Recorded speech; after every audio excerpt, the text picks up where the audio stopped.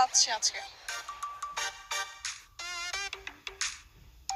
তোদের মতো এরকম নষ্ট মেয়েগুলোর যন্ত্রণায় এই পাড়ায় থাকা যায় না, অসহ্য কোথাকার। দাঁড়া, আজকে তো তোর খবর আছে। এই শুনছো? চল বল নিয়ে আসি গিয়ে। না না বাবা, আমরা যেতে পারবো না, তুই যা। ওই মহিলা যেই শয়তান, গেলে চিল্লাচিল্লি করবে। যাবি না? না, যাইতে পারবো না রে। ঠিক আছে, আমি একাই যাই। আজকে আসুক